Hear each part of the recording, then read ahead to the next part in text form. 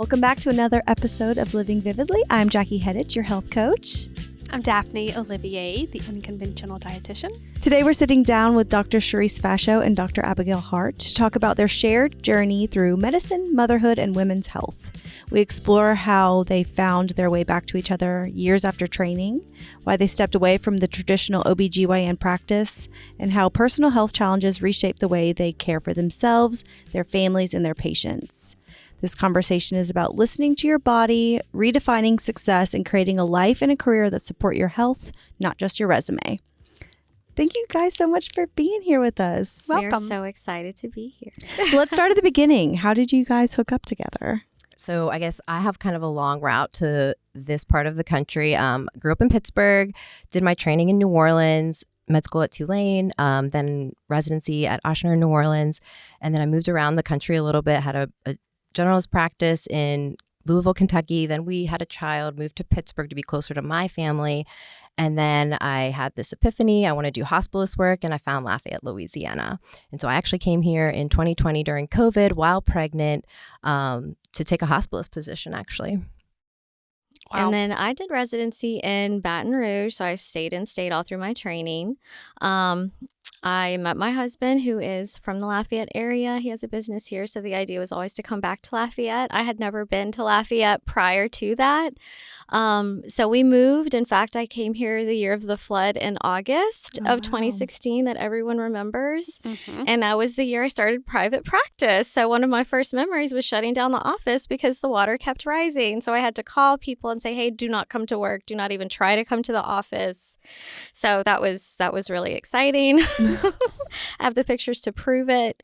And so I was in private practice for a number of years. And then after I had my second child, I realized being on call every day and just that lifestyle, I wasn't there for my children anymore. So I guess in the spirit of seeking a little bit better of a life balance, I decided to become an OB hospitalist. And I found that I was still able to be passionate and treat my patients without fully stepping away.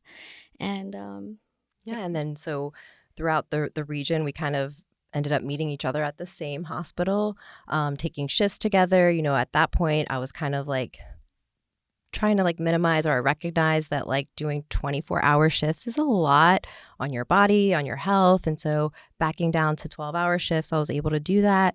We met each other. We realized we have similar interests. We love a lot of the same things. And I thought it was crazy because she invited me to Pure Barre with her. And I'm like, well, I already do Pilates. So of course we'll do this together. So we worked out together, at least twice a week.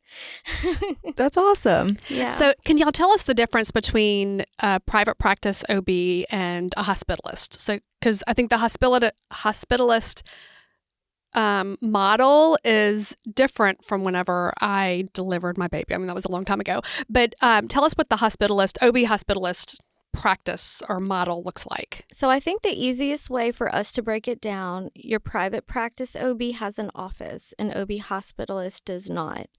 So your office is like the hospital? Basically, yes. Okay. And an OB hospitalist, we cover the hospital 24/7. So let's say someone comes in labor, their doctor is trying to make it, maybe they're stuck in traffic. Well, guess what? You have an OB hospitalist there just in case something happens. We are like the gatekeepers. We are... we're there for patient safety. I mean, we do shift work. So, I think that's what drew me to the field. After doing generalist work, like a general OBGYN does obstetrics, gynecology, inpatient and outpatient. And so being able to kind of switch to the shift work lifestyle, I knew would allow me to be a better mother, wife, and friend, and all the other responsibilities we women wear. And so I think that's what drew me to the field. But we do the shift work. We're there for the patients for emergencies. We see the patient in the triage area. Typically, if they have a complaint, we evaluate them, sometimes urgently. We're there to do any kind of emergency surgery, whether it's, gynecologic, ruptured ectopic, an ovarian torsion. We see heavy vaginal bleeding, anything that seems urgent. We're there. We're on the ground. We're boots on the ground.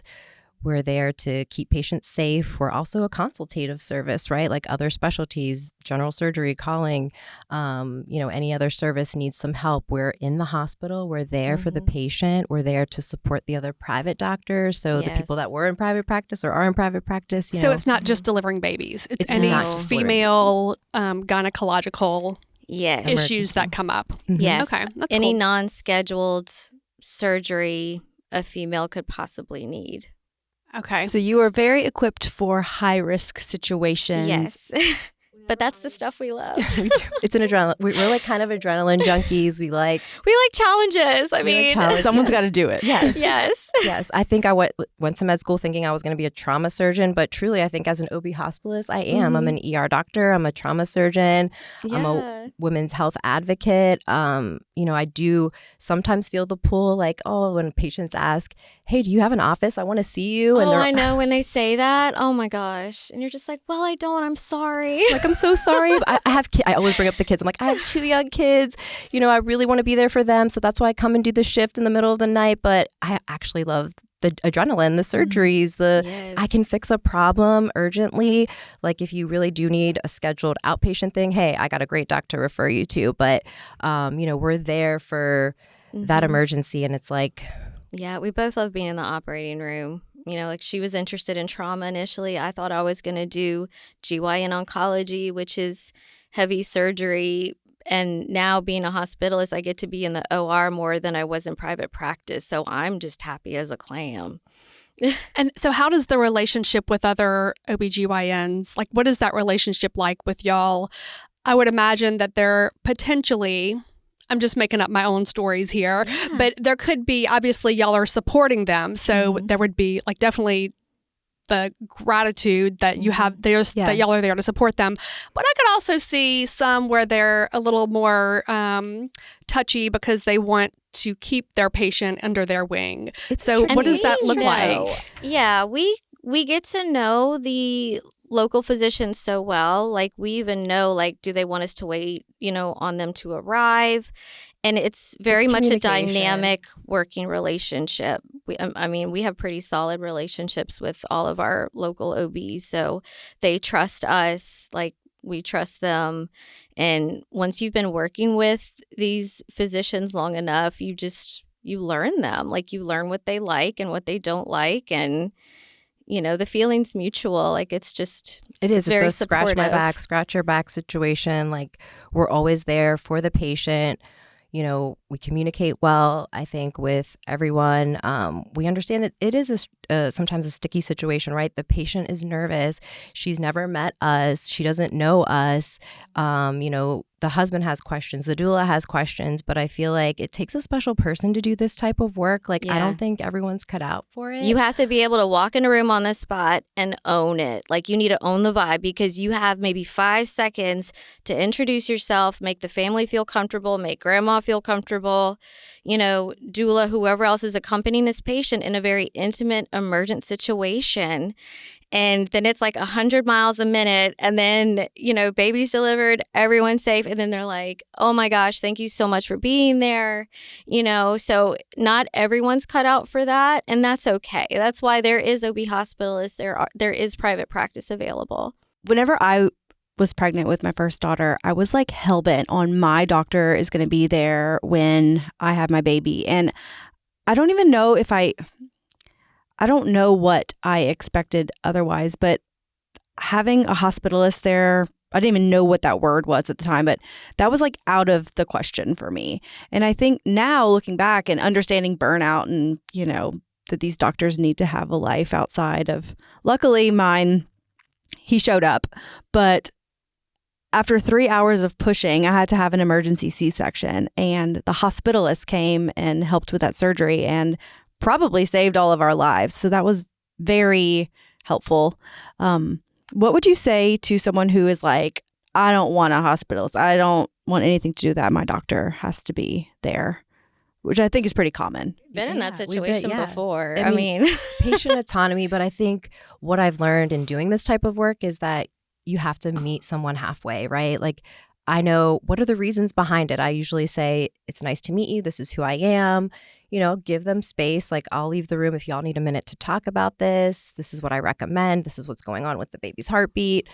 I think giving people space, but also understanding, like, is there a reason why, you're not giving me a chance? Is there something that you're fearing? I think that's what we've learned doing this type of work, that, putting yourself in the patient's shoes. I was also that patient that needed emergently to go back. And so, yeah, I mean, I think that having empathy and understanding autonomy are two. It's communication. And like, even in some emergent situations, a second can feel like 10 minutes, but just giving your patient like 5 seconds or more just to kind of really digest like what we just told her and what the choices are. Just say, if we don't do this, this is what could happen. If we do this, this is what could happen. Allow them to ask questions, allow the family members to ask questions. And you may need to step out, for a minute or two.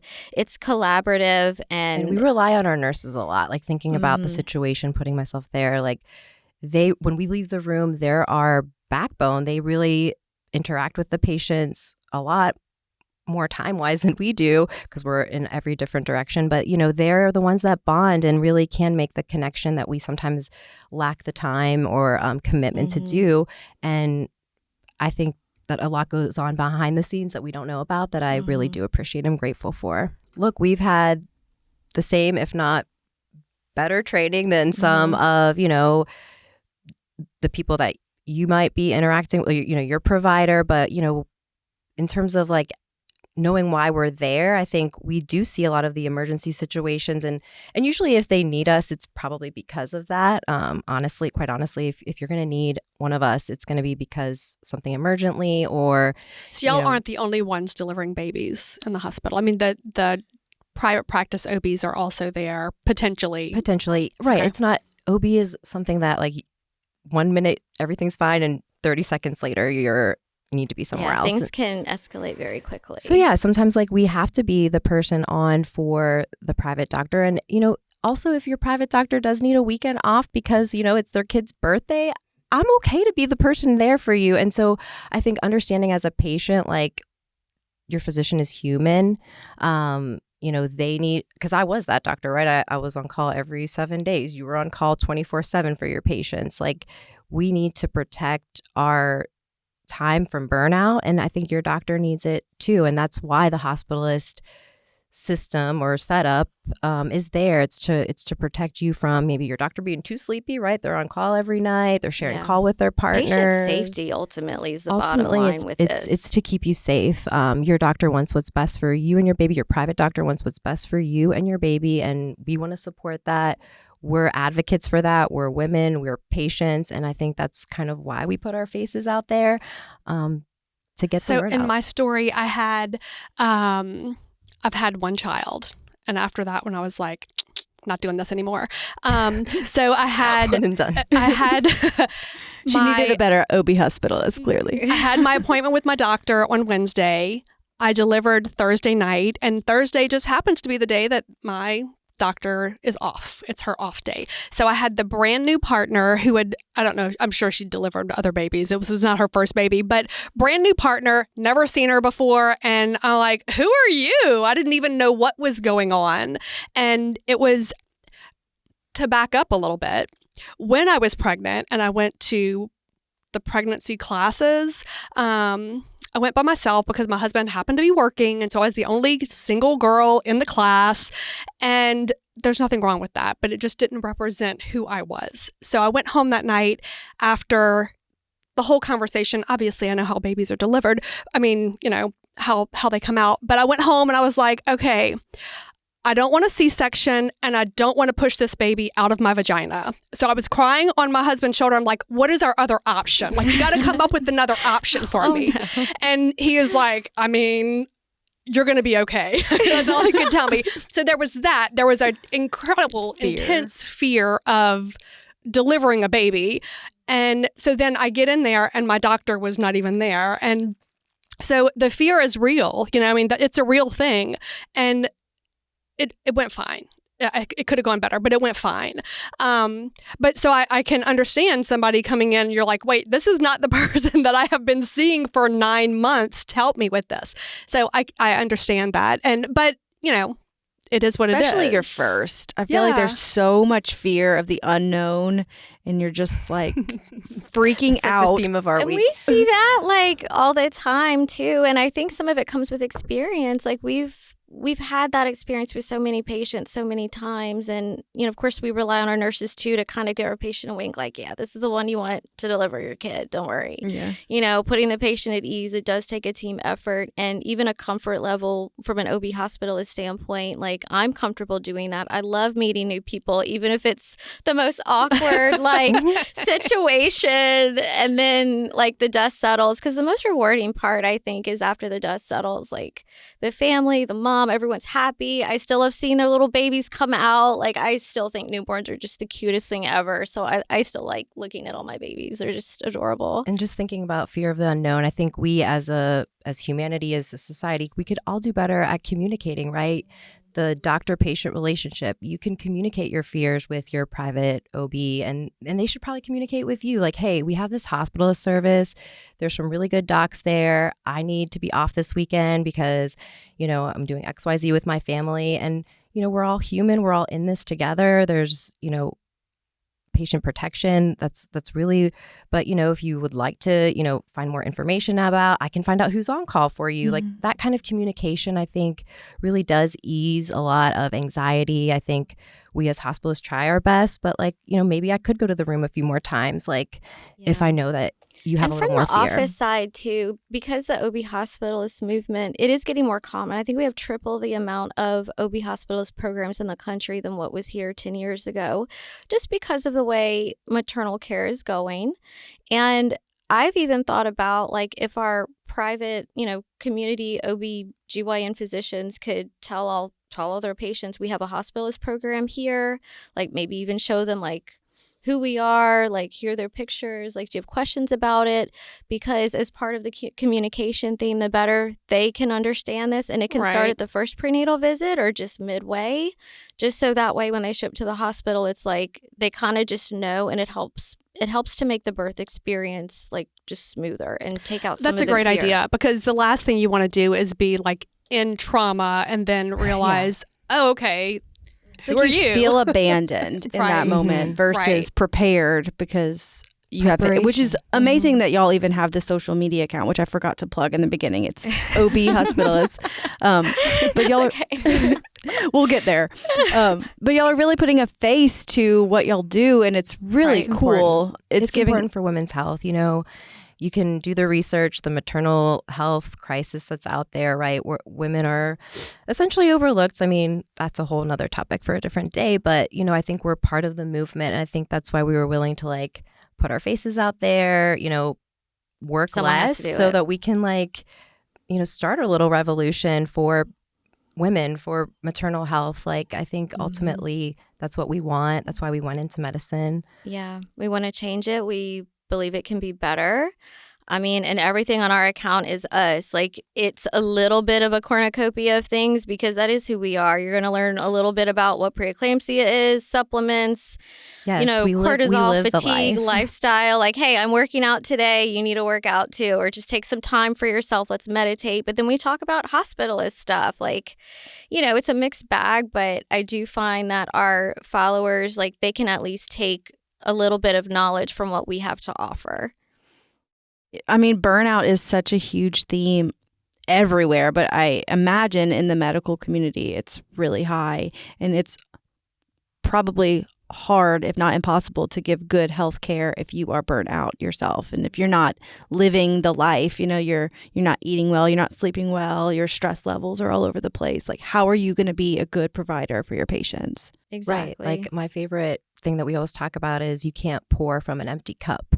We can't be good doctors. We can't be good doctors without being good mothers or good friends. And I think through this duo that we found each other in this work, we've really taken a step back. We're better. I'm a better mom because of you. I'm a better wife because of you. I have more friends now because of you. And so we sacrificed a lot to get to these careers. I mean, 4 years of college, 4 years of medical school, 4 years of residency, an oral board exam, having multiple jobs, and then truly just finding the work that we enjoy, but also stepping back and realizing like we should do red light therapy this weekend, or we should get into the sauna. Like these are things that really we value, but I'm a better doctor because I spend time doing that. Has this helped you with burnout? Absolutely. Yes. Like I would be in a completely different headspace right now if I didn't have this type of work, if I didn't find a companion in the work. Like this whole past year, I feel like has been, we talk about the year of the snake because it is what it is. The year of the stink? Snake in 2025. It was the snake, and now it's the horse. For some people it was a stink, but we'll just kind of, but she kind of helped me kind of come out of my shell a little bit because I think we both had something, like we just wanted to offer something different to everyone, and she encouraged me to do it. Like, you ever just have a feeling of just like a heavy weight, like you're just not like fulfilling your purpose, you're not like doing what you're supposed to be doing, and she just said like, no, you need to do it. And she I said, make the account. I said, make the OB Hospitalist account. I think we can just have fun with it. Yeah, and I did. I was like, okay, I'm just going to listen to Dr. Fassho. Like, there was just no question. I was like, okay, hey, I made my post, check it out. And it just kind of took off. And then we just kind of like feed on each other's energies in like different directions. Right. And so how does being a duo in this situation help you? I don't know. We're both dreamers, but we both believe in bringing dreams to fruition. Like, I mean, I worked out a lot. She was more into self-care. She taught me how to sit down and like, you don't have to just run and lift weights. Like, go get a facial, like go sit in a sauna, like just sit still for a minute. And she kind of taught me the ways. And I think that kind of helped with my like chronic cortisol elevation without getting too technical. And then even just raising children. And she's helped me like get my schedule better. She is just a master of scheduling. And so she has kind of helped me realize, yes, you can block all this as long as you plan. So she has helped me plan. And then she is also well connected. And we've just kind of used our connections, to our advantage and to help bring some of our dreams and our ideas to fruition. I'm the networker. I've connected us through lots of people through like what we've been doing together. But I think, every duo has like the chief and the Indian. Like she was chief of her residency class. I was like awarded like the best teacher of the residency program. So it's like we have our skills, but we also complement each other. I think, yes, the self-care and you're the powerhouse, the workout, and fitness, diet, everything. You've taught me a lot. And so I appreciate the duo, but I also appreciate that through everything that we're doing together, even being on shift together. So we have done shifts together. And I remember just this really hard case, a really hard surgical case. And she was just doing it. And I'm like, that's usually me doing it. And I saw her and me and her. And I was like, she is an amazing doctor and surgeon. And like, I don't want anyone else to be my partner in business and friendship. Like we have a good thing, but I just never saw her work like that. And I remember thinking, wow, she's a skilled surgeon. She's a skilled doctor, and she's helping me step back and see myself. And I really think that she's very talented with words, by the way, because we'll be in like meetings and stuff. And like she will form these beautiful thoughts and like word them eloquently. And then I'm just kind of sitting back because I have to like mull over something first. So I won't really say anything.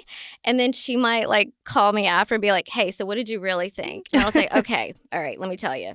And then we'll talk about it. And then, so we do like feed off each other. It's kind of like, do we need to bring this back down to earth, or like, can we make this happen? And it just kind of. But in life, you need other people. You need a tribe. You need a partnership. And through hardship, I think that it is really nice. I value everything.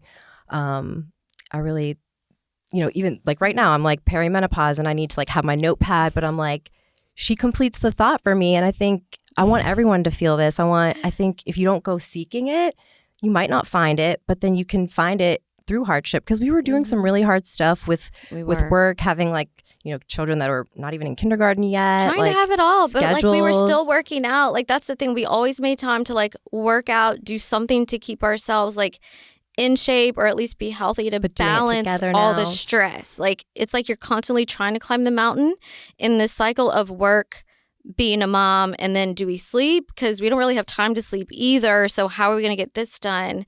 To kind of just editing our lifestyle. It's a work in progress, like progress, not perfection. I think most moms battle that. It's like you're stuck in between your ambition and wanting to be a career good mom. moms. And just for me, I'm sure for all of us, success, I've completely redefined what success looks like now that I've had kids and like what my priorities are. Being able to take your kid to school in the morning is an amazing thing. And, I can't do it every day. I still do my shifts, but, just recognizing the beauty in the little things. I think that's what it is we realize with OB Hospitalist. Like, you're slowing down a little bit. We are supporting the patient by saying, sorry, we don't have a clinic. We're being our best selves. Mm-hmm. But also we're allowing that private doc to be their best self for this community too. So we can all offer something, as the patient, as someone who had an emergency C-section, who's going through perimenopause, like I'm now the patient, and it really gives me perspective on what I want to offer the community, how I want to network with other people. And there's a quote. I think women are... It used to be way back when that there were communities of people and we would support. I mean, it's the what's the tribe saying? It takes a tribe. It takes a village. And we've totally separated and got into our isolated lives now. So if you can find a village, that would be amazing. But if you can find just a partner in friendship, a partner in parenting that's not your spouse, it's amazing how much just that support can help you just take the next step and not feel like you're flailing around in this world alone trying to figure it all out by I think yourself. Everyone needs someone. We have a very similar dynamic to you guys. It's been about a little over a year now for us. And it's like my life has gotten so much better having Daphne as my number two. It's like we do so many projects together now, and we have very different skill sets, very different, not passions necessarily, but strengths. Different strengths. It's been for cool. Sure. I think even just seeing the beauty in social media and what you're doing with this podcast, it's kind of like full circle, right? It's bringing the tribe back. Like we're all separated behind our phones. Maybe in our an beds, online scrolling. tribe. We're Instagram just tribe. Scrolling online, but we can really be connected. As positive or as negative, I mean, there are negatives to social media, but we can use it to our advantage in this connected world, this connected, disconnected world, to really better ourselves, better our community, better our children. Like that's the meaning of life. Yes. And we do answer our DMs. Like people reach out to us personally and, we answer them. And to us, that kind of is like our online tribe. Like we feel like we're helping people. Do people in send another you way. Messages about like, I'm pregnant? We don't do medical advice, and 9 times out of 10, like we don't have the whole story either. Yeah. But the types of questions we get, it'll be like, how do we become an OB hospitalist? Like we even get people interested in that. Medical students, That's residents, we get nurses. Like, hey, can we collaborate? We see that you're very doula friendly. Like, yes, we want to like put the word out. Patients need to understand that collaboration is key. And even patients reach out to us like, thank you, you delivered my baby. And it's really, I miss that about private practice. I miss that about having my own patients. So, obviously every provider's, you match up with who you match up with. And, we just are grateful for having an outlet. I think embracing that creative side. You're the artist, and I think Instagram has allowed you to tap into that. I'm just grateful for it. Yeah, same. Yeah. Y'all are in a very fast-paced career, and every day is fast-paced, and we talk about like slowing down as this radical act that you've taken. What are some things that you do to slow down? What are the actions that you do? Intentional decisions. I choose to, follow some evidence-based medicine. I mean, I like to sit in a sauna and just meditate, listen to music. Just the act of sweating and just being still is something that is so polar opposite of what I did last night. Working in the hospital, seeing multiple patients, multiple surgeries, answering phone calls. I think that it does give balance, like the juxtaposition of the two things. Sauna really does have a lot of cardiovascular benefits. and I was like not a believer until I actually did it. I do love hot yoga. Just recognizing that you need time for yourself. I've always been like a self-care person. But I just do it. Like, I feel like some people feel like, hey, I'm too tired to do this today.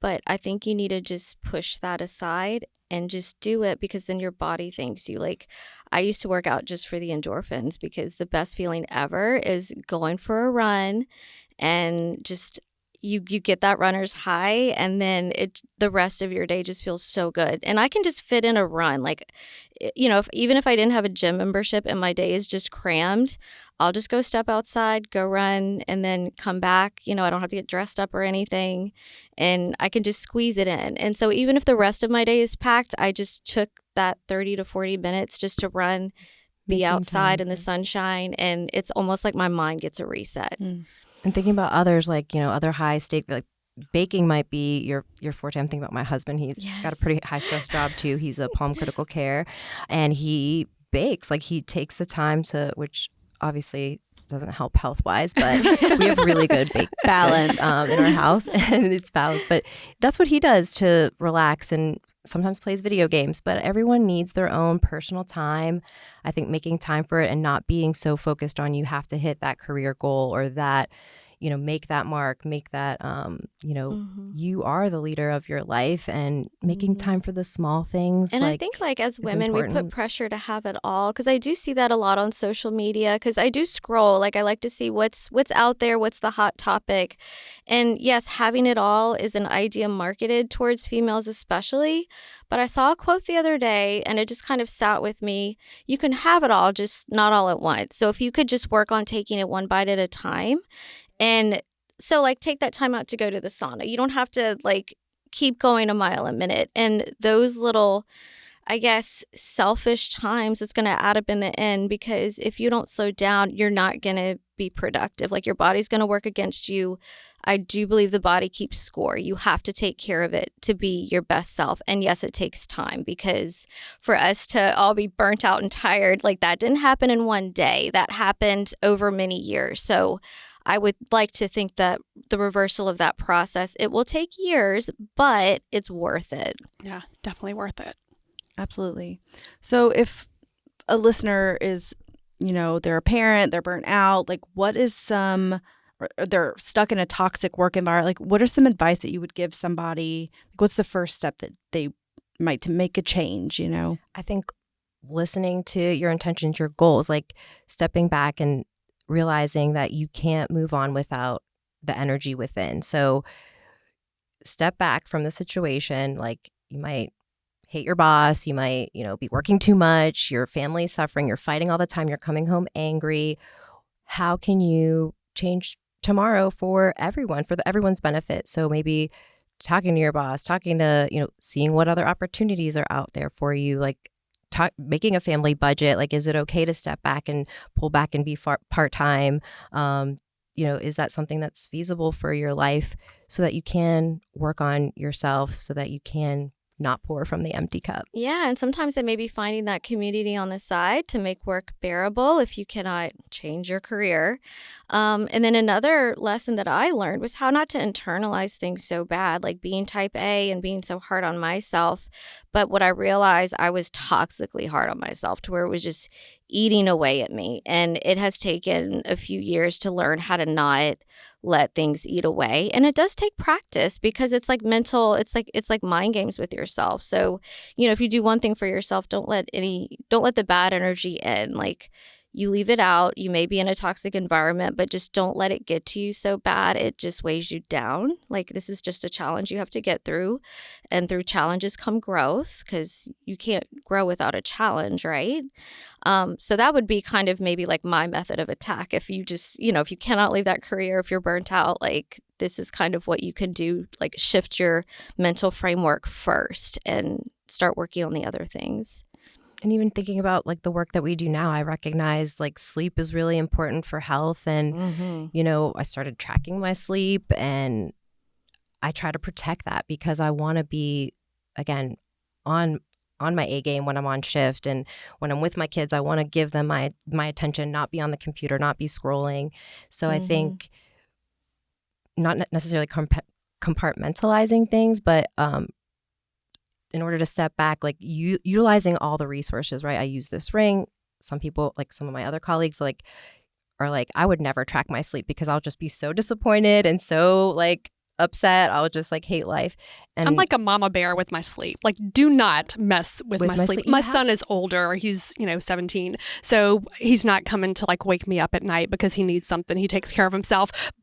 And he knows, when you get home, do not wake me up. We have a whole system so he doesn't have to wake me up if he gets home after I go to sleep.